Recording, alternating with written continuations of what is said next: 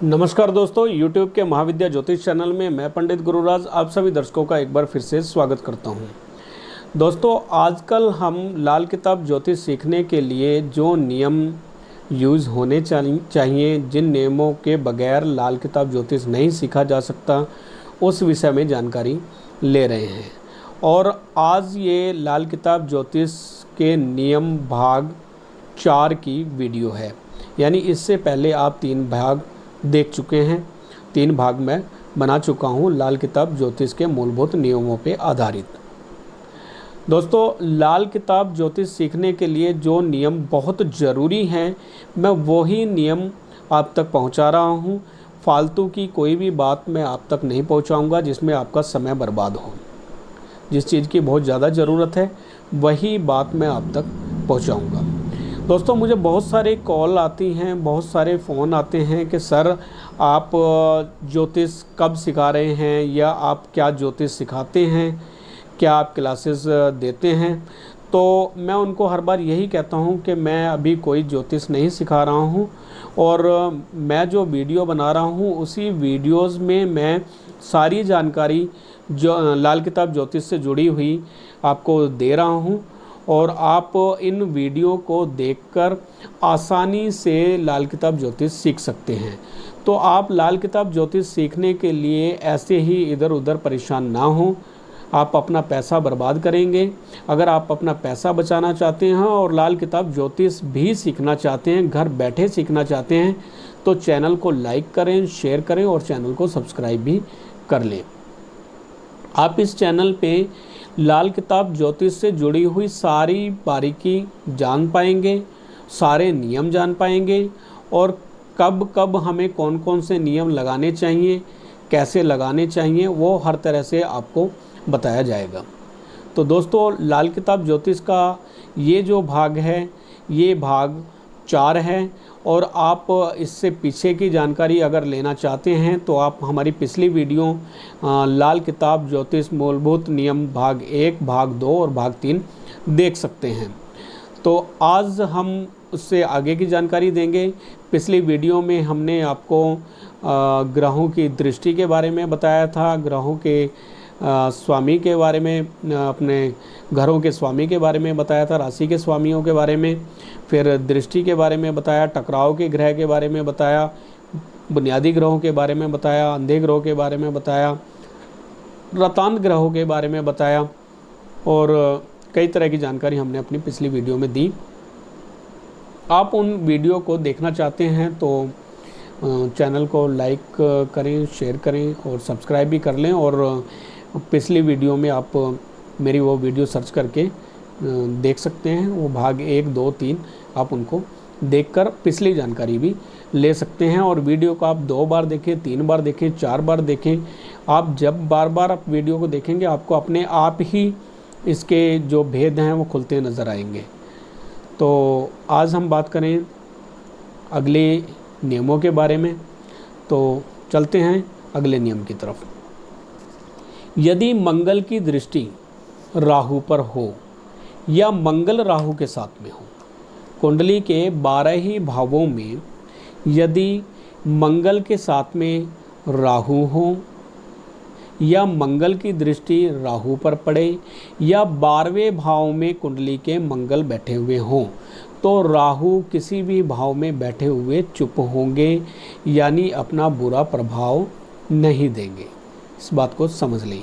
यानी मंगल की दृष्टि यदि राहु पर पड़ रही हो, या मंगल राहु के साथ में हो, या कुंडली के 12वें भाव में मंगल बैठे हों, तो राहु का अशुभ प्रभाव नहीं मिलेगा। पहला नियम। दूसरी बात, यदि राहु की दृष्टि मंगल पर पड़ रही हो तब इसका अशुभ प्रभाव मिलेगा। ये उसी प्रकार है जैसे अगर हाथी के ऊपर महावत बैठे तो हाथी कंट्रोल में रहता है। राहु एक हाथी की तरह है और मंगल एक महावत की तरह है। मंगल यानी महावत जब हाथी के ऊपर बैठते हैं, यानी राहु के ऊपर होते हैं, तब राहु कंट्रोल में रहता है, यानी हाथी कंट्रोल में रहता है। हाथी यानी राहु कंट्रोल में रहता है। और यदि वही राहु यानी हाथी मंगल को दबा ले, मंगल को अपने पैरों में ले ले या मंगल पे दृष्टि डाले, तब मंगल का प्रभाव अशुभ हो जाता है। यानी राहु की दृष्टि में जब भी मंगल होंगे अशुभ प्रभाव के होंगे। महावत जब हाथी के ऊपर हो तो सुरक्षित है, लेकिन जब हाथी के पैरों के नीचे आ जाए तो असुरक्षित हो जाता है, अशुभ हो जाता है। तो यहाँ पर एक बात समझ लें कि राहु की दृष्टि मंगल पर हो तो मंगल अशुभ हो जाया करते हैं। सेकंड नियम क्या है? यदि सूर्य की दृष्टि शनि पर पड़े तो शनि अशुभ हो जाते हैं। सूर्य की दृष्टि जब शनि पर पड़े तो शनि अशुभ हो जाते हैं। इसके विपरीत यदि शनि की दृष्टि सूर्य पर पड़े तो सूर्य शुभ हो जाते हैं। यहाँ पे सूर्य का अशुभ प्रभाव नहीं मिलता है। यदि सूर्य की दृष्टि शनि पर पड़े तो शनि अशुभ होते हैं। यानी सूर्य जब लगन से 7वें भाव पर बैठे हुए शनि पर दृष्टि मारें या चौथे भाव से 10वें भाव में बैठे हुए शनि पर दृष्टि मारें तो शनि का फल खराब होगा। लेकिन यदि शनि की दृष्टि सूरज पर पड़े तो वो सूर्य को हमेशा आबाद करेंगे, उसके फलों में वृद्धि करेंगे, उसका बुरा परिणाम नहीं होगा। ऐसे ही जैसे चंद्र के साथ यदि राहु बैठ जाएं तो राहु यहाँ पर शांत होंगे। चंद्र के साथ राहु हो या राहु के चंद्रमा की दृष्टि राहु पर पड़े तो राहु शांत होंगे। चौथे घर में राहु शांत होंगे, चंद्र के साथ राहु शांत होंगे, लेकिन कहीं ना कहीं चंद्र के फल में कुछ खराबी होगी। चंद्र को ग्रहण भी होगा, चंद्र के फल में कमी होगी, लेकिन राहु के अशुभ फलों में बहुत हद तक कमी हो जाएगी। चंद्र के शुभ फलों में कमी होगी और राहु के अशुभ फलों में कमी होगी चंद्र के साथ राहु के होने पर। सूर्य के साथ में केतु होने से सूर्य के फल में कुछ कमी हो जाया करती है, केतु के सूर्य के साथ में होने पर। चंद्र के साथ जब केतु होते हैं तो केतु के फल में कुछ कमी होती है, लेकिन चंद्र यहाँ पर पूरी तरह से खराब हो जाते हैं। चंद्र के साथ केतु होने पर चंद्र का फल खराब हो जाता है और केतु का फल कुछ हद तक कंट्रोल में आ जाता है। तो ये तो थे कुछ खास नियम। इसके बाद अगला नियम आता है सोया हुआ घर। सोया हुआ घर क्या है? इसको जानने के लिए आपको ग्रहों की दृष्टि के बारे में पता होना बहुत ज़रूरी है। लाल किताब में घरों की दृष्टि बताई गई है। घर में बैठा हुआ ग्रह किस घर को देखेगा या किस ग्रह पर दृष्टि मारेगा, वो एक अलग तरह की दृष्टि है, जिसको मैं एक बार फिर से आपको समझा रहा हूँ, समझाने की कोशिश कर रहा हूँ। आपको अगर इन ग्रहों की दृष्टि का पता होगा तभी आप सोए हुए घर को जान पाएंगे। तो सोए हुए घर जानने के लिए दृष्टि को एक बार समझ लें। लगन भाव में बैठा हुआ ग्रह, फिर से सुन लें, लगन भाव में बैठा हुआ ग्रह सप्तम भाव को 100% दृष्टि से देखेगा, लेकिन सप्तम भाव में बैठा हुआ ग्रह लगन भाव को कदापि नहीं देखेगा। लाल किताब के अनुसार लगन में बैठा हुआ ग्रह सप्तम भाव को देखेगा, लेकिन सप्तम भाव का ग्रह लगन को नहीं देखेगा। उसी प्रकार चौथे भाव में बैठा हुआ ग्रह दसम भाव को देखेगा, लेकिन दसम भाव का ग्रह चौथे भाव को या किसी भी भाव को नहीं देखेगा। और चौथे भाव का ग्रह 100% दृष्टि से दसम भाव को देखेगा। और चौथे भाव में बैठे हुए ग्रह का असर बिल्कुल जैसे शरबत में चीनी मिल जाती है, उसी प्रकार अपना प्रभाव दसम भाव में बैठे हुए ग्रह में डाल देगा। इसी प्रकार खाना नंबर 2 का ग्रह खाना नंबर 6 को 25% दृष्टि से देखेगा। खाना नंबर 2 का ग्रह खाना नंबर 6 को 25% दृष्टि से देखेगा। और खाना नंबर 6 का ग्रह खाना नंबर 12 को 25% दृष्टि से देखेगा। उसी प्रकार खाना नंबर 3 का ग्रह, अभी यहाँ पे एक बात और समझ लें, खाना नंबर 2 का ग्रह खाना नंबर 6 को देखेगा, लेकिन खाना नंबर 6 का ग्रह खाना नंबर 2 को नहीं देखेगा सिवाय शनि के। शनि ग्रह अगर खाना नंबर 6 में बैठा है तब वो खाना नंबर 2 में बैठे हुए ग्रह को, चाहे वो मित्र हो चाहे वो शनि का शत्रु हो, उसको जड़ से उखाड़ देगा, उसको बर्बाद कर देगा। तो खाना नंबर 6 में सिर्फ शनि देव खाना नंबर 2 को देखेंगे। उसी प्रकार खाना नंबर 6 का ग्रह खाना नंबर 12 को देखेगा।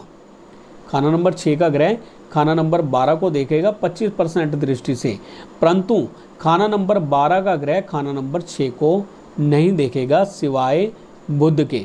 बुध यदि खाना नंबर 12 में बैठा हो तो वो खाना नंबर 6 के ग्रह को देख सकता है। इसके बाद खाना नंबर 3 का ग्रह खाना नंबर 11 को देखेगा 50% दृष्टि से।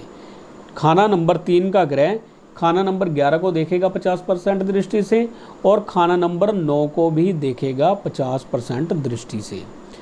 लेकिन खाना नंबर 9 और खाना नंबर 11 का ग्रह खाना नंबर 3 को नहीं देख सकता है। उसी प्रकार खाना नंबर 5 का ग्रह खाना नंबर 9 को देखेगा 50% दृष्टि से, लेकिन खाना नंबर 9 का ग्रह खाना नंबर 5 को नहीं देखेगा। तो ये कुछ नियम हैं। अभी यहाँ पे खाना नंबर 8 का ग्रह भी 25% दृष्टि से खाना नंबर 2 को देखेगा, लेकिन खाना नंबर 2 का ग्रह खाना नंबर 8 के ग्रह को नहीं देखेगा। तो ये एक दृष्टि है। इस दृष्टि को समझने के लिए आप चित्र को भी देख सकते हैं। चित्र में तीर वाली जो जगह है, पूंछ वाली जगह से तीर वाली जगह पे असर जाएगा, तीर वाली जगह से पूंछ वाली जगह पर असर नहीं जाएगा। इस तरह से आप समझ लें। ये मैं पिछली वीडियो में भी बता चुका हूँ, अगर ना समझ में आए तो आप पिछली वीडियो भी देख सकते हैं। अब हम जानते हैं कि सोया हुआ घर क्या है।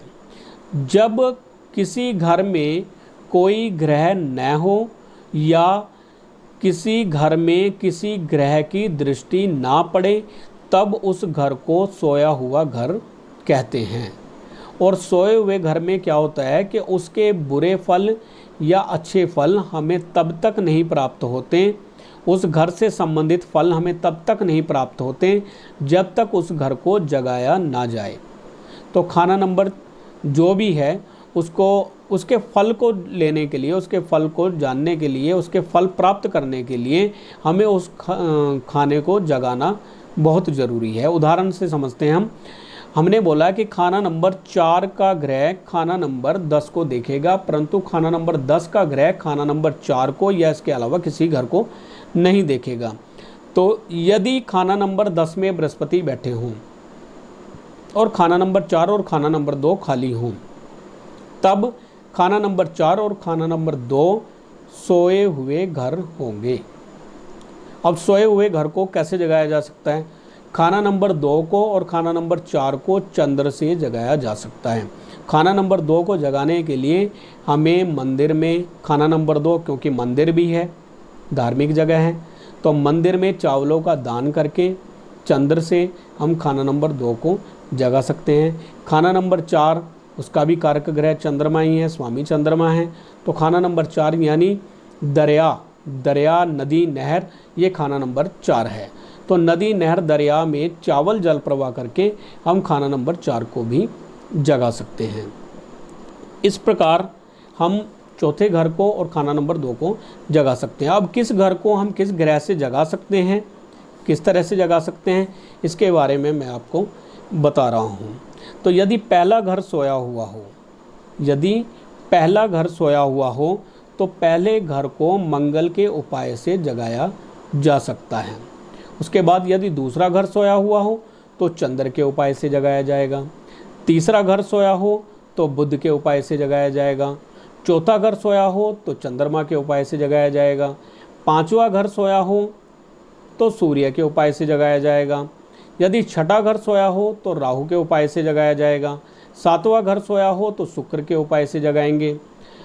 आठवां घर सोया हो तो चंद्र के उपाय से जगाएंगे। नौवां घर सोया हो तो बृहस्पति के उपाय से जगाएंगे। 10वां घर सोया हो तो शनि के उपाय से जगाएंगे। 11वां घर सोया हुआ हो तो बृहस्पति के उपाय से जगाएंगे। और 12वां घर अगर सो गया हो तो केतु के उपाय से हम मदद लेकर 12वें भाव को जगा सकते हैं, 12वें भाव से जुड़े हुए फलों को प्राप्त कर सकते हैं। तो ये था सोया हुआ घर। अब इसके बाद एक होता है कि सोए हुए ग्रह। सोए हुए ग्रह क्या हैं? जब जिस ग्रह की दृष्टि में कोई ग्रह ना हो, किसी ग्रह की दृष्टि में जब कोई ग्रह ना हो तो जो ग्रह दृष्टि डालने वाला है वह ग्रह खुद ही सोया हुआ माना जाता है। किसी ग्रह की दृष्टि में अगर कोई ग्रह नहीं है तो जिस ग्रह की दृष्टि पड़ने वाली थी वह ग्रह खुद ही सोया हुआ माना जाएगा और उस ग्रह का अच्छा या बुरा असर उसी घर में कैद माना जाएगा जिस घर में वह बैठा है। उसी घर में उसके अच्छे या बुरे प्रभाव उसी घर तक सीमित रहेंगे और वह किसी भी ग्रह को अपना प्रभाव अपना नहीं डाल पाएगा या अपनी मदद नहीं दे पाएगा अपने मित्र ग्रह को। इसके अलावा अगर कोई ग्रह अपने पक्के घर में बैठा हुआ है, यदि कोई ग्रह अपने पक्के घर में बैठा हुआ है और उसकी दृष्टि में यदि कोई ग्रह न भी हो तब भी वो ग्रह जागा हुआ माना जाएगा, पूरी तरह से अपना असर देता हुआ माना जाएगा। जैसे यदि सूर्य पहले घर में बैठा हुआ हूँ, मंगल तीसरे घर में बैठा हुआ हूँ, चंद्रमा चौथे घर में बैठा हुआ हूँ, बुध छठे घर में बैठा हुआ हूँ या बुध शुक्र सातवें घर में बैठे हों, बृहस्पति दूसरे पाँचवें नौवें या 12वें घर में बैठे हों, मंगल तथा शनि 8वें घर में बैठे हुए हों और शनि 10वें या 11वें घर में बैठे हुए हों और उनकी दृष्टि में कोई ग्रह न भी हो तब भी ये ग्रह जागे हुए माने जाएंगे, अपना पूरा असर जिस भी घर पे इनकी दृष्टि है वहाँ पे डालते हुए माने जाएंगे और अपना असर पूरी तरह से देते हुए माने जाएंगे। इनका असर अपने ही घर में कैद नहीं माना जाएगा। इसके अलावा यदि किसी ग्रह का जिस घर में भी वो बैठा है अगर उनकी दृष्टि में कोई ग्रह नहीं है, उनकी दृष्टि खाली जा रही है, किसी ग्रह पर नहीं पड़ रही है तो वह खुद ब खुद सोया हुआ माना जाएगा। उम्मीद है यह बात आपको अच्छी तरह से समझ में आ गई होगी। अगर आपको समझ में ना आए तो आप कमेंट करके पूछ सकते हैं और कमेंट करके आप इसकी जानकारी ले सकते हैं। मैं कोशिश करूंगा अगली वीडियो में इसको अच्छी तरह से समझाने की। वैसे तो मैंने पूरी कोशिश की है कि आपको अच्छी तरह से मैं समझा पाऊँ। एक बार फिर से मैं आपको समझा देता हूँ कि जब किसी ग्रह की दृष्टि में कोई ग्रह ना हो तब वो ग्रह खुद ब खुद सोया हुआ माना जाएगा। मान के चले लगन में अगर शुक्र ग्रह बैठे हुए हैं और सप्तम भाव में कोई ग्रह नहीं है तो शुक्र लगन में ही सोए हुए माने जाएंगे, उनका असर लगन में ही कैद रहेगा, कहीं और उनका असर नहीं जाएगा। इसी प्रकार यदि खाना नंबर 4 में बुध बैठे हुए हैं और खाना नंबर 10 में कोई भी ग्रह नहीं है तो बुध का असर खाना नंबर 4 में ही कैद रहेगा, उनका कोई भी असर दूसरे खाना नंबर 10 में नहीं जाएगा। इसके अलावा यदि चंद्रमा खाना नंबर 4 में बैठे हुए हैं तो उनका कारक घर है, स्वामी है उस घर के, तो वो पूरी तरह से जागते हुए होंगे। मंगल लगन में पूरी तरह से जागते होंगे, भले चाहे 7वें भाव में कोई ग्रह ना हो, मंगल का पूरा असर खाना नंबर 7 में पड़ेगा और मंगल पूरी तरह से जागे हुए होंगे लगन भाव में। अब जानते हैं कि शुभ या अशुभ फल कोई ग्रह किस वर्ष में देता है। इसको जानने का एक फार्मूला है, उस फार्मूले को आप नोट कर लें और याद कर लें कि किस तरह से हमने इस फार्मूले को यूज करना है। यदि कोई ग्रह अपने दुश्मन के घर में बैठा हो तो उन दोनों ही ग्रहों के वर्षों को जोड़कर उसको 2 से भाग देने पर जो वर्ष आए उस वर्ष में वह ग्रह अपना बुरा फल देगा या अच्छा फल देगा। अब इसको एक एग्जाम्पल से हम समझने की कोशिश करते हैं। मान लें कि राहु खाना नंबर 9 में बैठे हुए हैं, यानी बृहस्पति के घर में राहु बैठे हुए हैं, तो ये अपना बुरा फल किस उम्र में देंगे उसको हम जानते हैं। तो राहु के जो साल होते हैं, राहु के वर्ष और बृहस्पति के वर्षों को जोड़ देंगे और उसको 2 का भाग देने पर जो भी आएगा उस वर्ष में उसका अशुभ फल प्राप्त होगा। तो कैसे करना है हमने, राहु के वर्ष होते हैं 42 वर्ष, राहु के वर्ष 42 होते हैं और बृहस्पति के होते हैं 16। बृहस्पति के 16 और राहु के 42 वर्ष को जोड़ने पर हमें राशि प्राप्त होती है 58 यानी 58। अब 58 को 2 से जब हम भाग देंगे तो वर्ष आएंगे 29 प्राप्त होगा, और 29वां साल जो होगा वो राहु के अशुभ फल का होगा, यानी 29वें साल से राहु का अशुभ फल शुरू हो जाएगा। उसी प्रकार यदि शनि 5वें घर में बैठे हों और सूर्य 10वें भाव में बैठे हुए हों तो ये एक दूसरे के साथी ग्रह बन गए, एक दूसरे के अदला बदली करके बैठे हुए हैं, तो ये शुभ फल ही प्राप्त कराएंगे, अशुभ फल नहीं देंगे। ये मैं पिछली वीडियो में बता चुका हूँ कि जब कोई ग्रह अदला बदली करके एक दूसरे की राशि में बैठे तो वो एक दूसरे के फलों में वृद्धि ही करते हैं, कमी नहीं करते हैं। तो अब हम यहाँ देखते हैं कि शनि के कितने साल होते हैं? 36 साल। शनि के 36 और सूर्य के 22। 36 और 22 को मिलाने पर आया 58, और उसको हमने 2 से भाग दिया तो प्राप्त हुआ 29।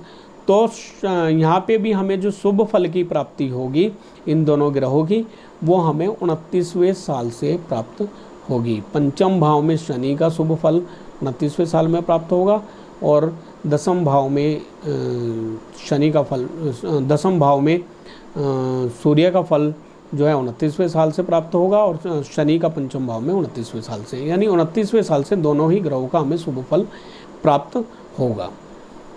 इसके बाद आती है ग्रहों की कुर्बानियाँ।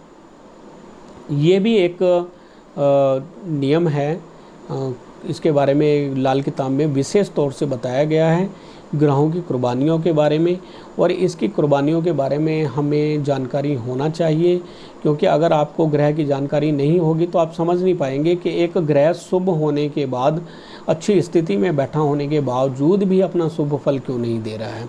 तो इस बात को भी समझ लें।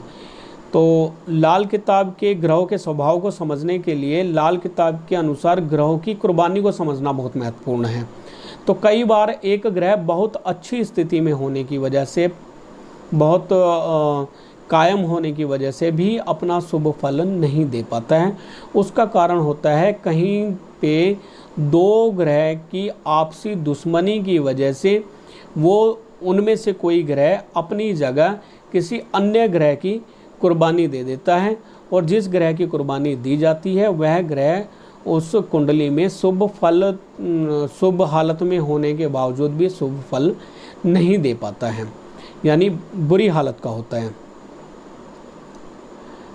अब इसका एक एग्जाम्पल हम समझते हैं। जैसे शनि ग्रह की हम बात करते हैं। दुश्मन से बचाव के लिए शनि ने राहु केतु को अपना एजेंट बनाया हुआ है। शनि ग्रह ने दुश्मन से बचाव के लिए राहु केतु को अपना एजेंट बनाया हुआ है, और दोनों शनि के चेले हैं, यानी कि वह शनि की जगह फौरन किसी दूसरे ग्रह की कुर्बानी दे देते हैं। राहु केतु का बनावटी ग्रह है शुक्र, अतः शनि ग्रह के लिए शुक्र की कुर्बानी राहु केतु दे देते हैं। बेशक शुक्र कुंडली में अच्छा पड़ा हुआ हो, चाहे वो कितना भी सही स्थिति में हो, अच्छी स्थिति में हो, शुक्र यहाँ पर बर्बाद होगा, यानी जातक की स्त्री पर इसका बुरा प्रभाव पड़ेगा। कई बार स्त्री पे स्त्री मरती जाती हैं। अब ये कैसे होगा? जब सूर्य से शनि बहुत ज़्यादा तंग आ जाए, सूर्य की टक्कर जब शनि पर पड़े और शनि जब सूरज से बर्बाद हो रहा हो या ख़राब हो रहा हो, तो शनि राहु केतु के जरिए शुक्र को आगे कर देता है, और सूर्य शनि की लड़ाई में शुक्र बर्बाद हो जाता है, यानी शुक्र की बलि यहाँ पे राहु केतु दे देते हैं। यानी पत्नी की सेहत खराब होने लग जाती है, या पत्नी पे पत्नी मरने लगती है, तलाक हो जाए या मृत्यु हो जाए, या कोई अन्य कारण से पति पत्नी अलग हो जाए। तो यहाँ पे शुक्र बर्बाद होगा जब सूर्य शनि की लड़ाई हो रही हो, यानी सूर्य की दृष्टि शनि के ऊपर हो, तब ऐसा फल मिलेगा, यानी शुक्र की बलि यहाँ पे दी जाएगी। तो सूर्य शनि का कुछ नहीं बिगड़ेगा, क्योंकि बाप बेटा हैं वो, उनका कुछ नहीं जाएगा, ना सूर्य खराब होगा ना शनि खराब होगा, लेकिन शुक्र खराब हो जाएगा। यहाँ पे कई बार पुत्र संतान पे इसका बुरा फल देखने के लिए मिलता है, यानी सूर्य शनि की लड़ाई में संतान का फल खराब होता है या पत्नी का फल खराब होता है। उदाहरण के तौर पे यदि छठे भाव में सूर्य बैठे हुए हों और 12वें भाव में शनि बैठ जाएं, तो सूर्य की दृष्टि शनि पर होने की वजह से अब शनि राहु केतु के जरिए शुक्र की बलि दे देंगे, यानी पत्नी पे पत्नी खराब होती जाए, सेहत खराब होती जाए या उन पर बुरा प्रभाव पड़े। इसी प्रकार बुध और शुक्र की दोस्ती है और इसलिए उसने अपने बचाव के लिए शुक्र को साथ रखा हुआ है।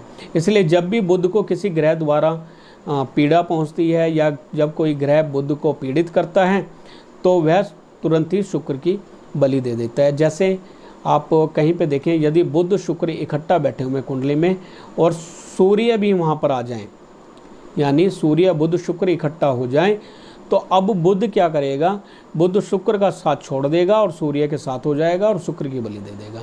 यानी यहाँ पे शुक्र का फल खराब हो जाएगा, शुक्र के साथ में उसकी मित्रता खत्म हो जाएगी और बुध अब सूर्य से मित्रता निभाएगा और शुक्र की बलि दे देगा। उसी प्रकार मंगल की बात करें, अगर मंगल अशुभ हो वह केतु की कुर्बानी दिलवाता है, यानी मंगल अगर अशुभ हो जाए तो केतु की कुर्बानी दिलवाएगा। अगर हम मंगल बद के मनसूई ग्रहों को देखें तो सूर्य और शनि, जब सूर्य शनि इकट्ठा हो जाएं, बाप बेटा इकट्ठा हो जाएं, तो मंगल बद हो जाता है और मंगल बद जब हो जाए तो उसका फल केतु के खराब होने से देखा जाता है। यानी सूर्य शनि अगर इकट्ठा है कुंडली में तो मंगल बद हो जाएगा और मंगल बद की वजह से मंगल बद अपना प्रभाव केतु पर डालेंगे, केतु के ऊपर अपना पूरा बुरा प्रभाव डाल देंगे। और केतु यानी पुत्र संतान, यानी पुत्र संतान या तो होगी नहीं या लड़के पे लड़का मरता जाए, ऐसे योग कई बार देखने के लिए मिलते हैं। जब कुंडली में सूर्य शनि इकट्ठा हो तो मंगल यहाँ पे बद हो जाएगा। जैसे कि सूर्य छठे भाव में हो और अगर मंगल 10वें भाव में हो। उदाहरण तौर पे यदि सूर्य अगर छठे भाव में है और मंगल खाना नंबर 10 में है, तब मंगल का यहाँ पे अशुभ प्रभाव जो है देखने के लिए मिलेगा, मंगल बद का प्रभाव यहाँ पे देखने के लिए मिलेगा, जब तक के बेटे पर बुरा प्रभाव पड़ेगा। अभी शुक्र की बात करें, शुक्र ग्रह भी अपनी जान बचाने के लिए चंद्रमा की कुर्बानी देता है। औरत शुक्र शैतान स्वभाव अपनी बला चंद्र माता पर डाल देगी, यानी जब तक कि माता की आयु नज़र पर बुरा प्रभाव पड़ेगा, जब तक कि माता की आयु पर और नज़र पर बुरा प्रभाव होगा। यदि शुक्र पर कोई बुरा प्रभाव पड़ रहा हो, किसी ग्रह का बुरा प्रभाव पड़ रहा हो, तो शुक्र अपने ऊपर पड़ने वाले बुरे प्रभाव से बचने के लिए चंद्र की बलि दे देगा। चंद्र यानी माता को आगे कर देगा, शुक्र यानी बहू और चंद्र यानी जातक की माता। तो शुक्र अपनी सास यानी चंद्र को आगे कर देगी।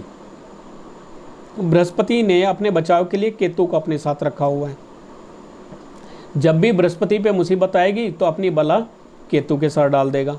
सूर्य ने अपने बचाव के लिए केतु को रखा हुआ है। जब भी सूर्य के टकराव में खराब हो रहा हो, सूर्य टकराव में खराब हो तो वह अपनी बला केतु पे डाल देगा। चंद्र इसी प्रकार अपनी दोस्ती सूर्य, बृहस्पति और मंगल पर बुरा असर डालकर स्वयं अपने आप को बचा लेगा। चंद्रमा भी अपने आप को बचा लेगा। सूर्य, चंद्रमा और बृहस्पति, सूर्य, बृहस्पति और मंगल पर बुरा असर डाल के, ठीक है। राहु केतु ऐसे ग्रह हैं जो अपनी मुसीबत के वक्त किसी की भी मदद नहीं लेते हैं और अपने बुरे फल को आप ही भुगतते हैं। वो अपना प्रभाव किसी दूसरे पर नहीं डालते हैं और इसका असर उनकी चीज़ों पर ही पड़ता है। जैसे राहु के टकराव में खराब हो तो साले बहनोई पर और केतु खराब हो तो बेटे पर असर पड़ेगा, जातक के पाँव में कोई खराबी आ सकती है।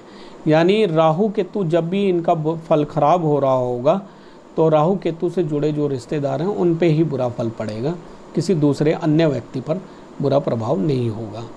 तो जैसे राहु और केतु के ग्रह मुसीबत के वक्त में किसी की मदद ना लेकर अपनी बला खुद ही टालते हैं, इसका असर उनकी चीज़ों पर पड़ सकता है। जैसे राहु के टकराव में खराब हो रहा हो, अगर राहु टकराव में खराब हो रहा हो तो साले पे बुरा प्रभाव होगा, केतु खराब हो तो बेटे पे बुरा प्रभाव होगा, या पैरों की तकलीफ़ें कुछ हो सकती हैं। तो आज की जानकारी उम्मीद है आपको पसंद आई होगी। अगर कहीं पे आपको कुछ समझ ना आए आप कमेंट कर सकते हैं। मैं अपनी तरफ से कोशिश करूँगा आपको बात को क्लियर करने की, समझाने की।